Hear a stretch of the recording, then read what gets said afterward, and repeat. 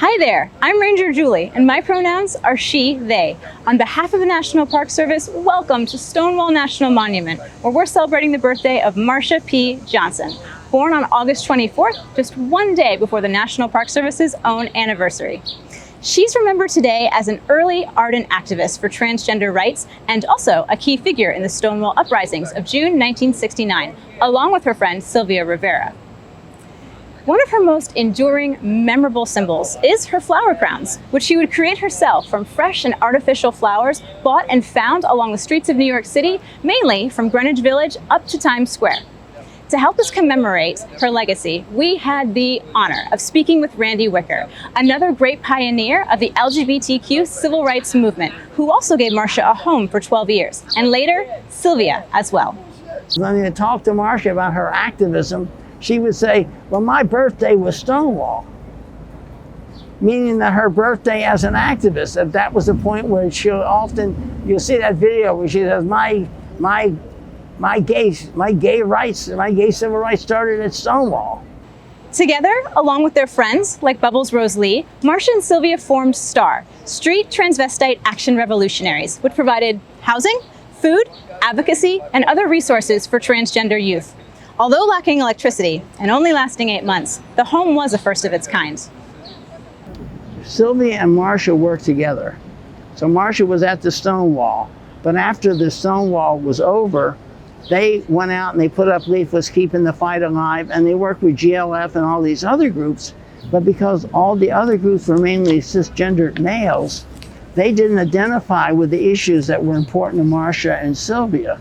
They were not all homeless. A lot of them were middle class. A lot of the early gay activists were middle class, predominantly Caucasian. And Marsha and Sylvia were minority. They were transgender.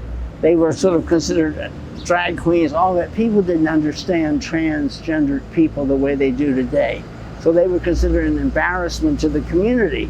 So they were pushed aside and their issues were ignored. The idea of Star House is what really has lifted Marsha and Sylvia from oblivion.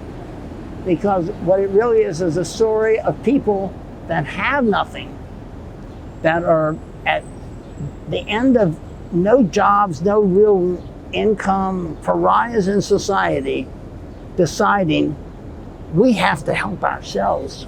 We have to do something, because they look around and they see other people that were worse off than themselves. On one hand, Star House emerges as just the way history is never really the blood and guts. It's the nobility of the idea. And this year, talk about fame. A block from here, they're going to build a statue to Marsha, which I once talked to Marsha, what kind of statue would you like to be built? Because it's funny, even then you thought this is somebody that really they should build a statue to someday. I knew that. I mean, it just was so obvious. And I said, what should it be, a man or a woman? She said, well, I'd like to have a statue where people come along, two people come along, and one says, it's a man.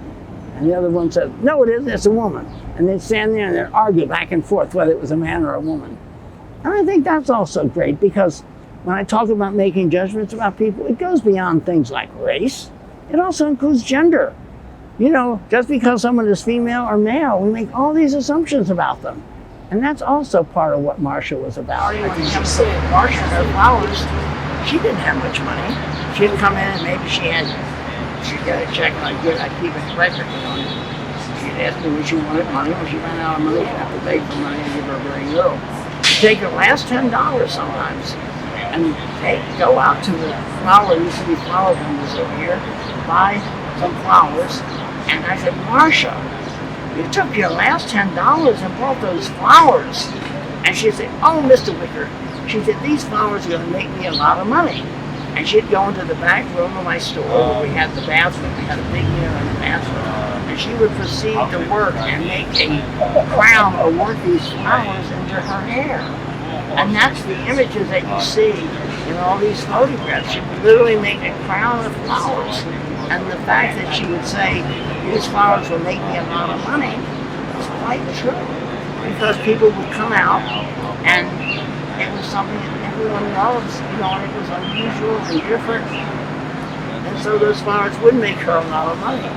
And that's the story of how Marsha always wore flowers in her hair. You know, everyone used to say, Marsha has less than anyone I know, yet she's the happiest person I know. And, that is the real magic of Marsha. Yeah. I think she transcended materialism.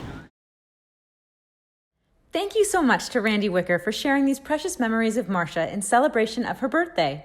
If you follow us on Facebook, Instagram, Twitter, or YouTube, you'll always know when our next program is posted. See you then!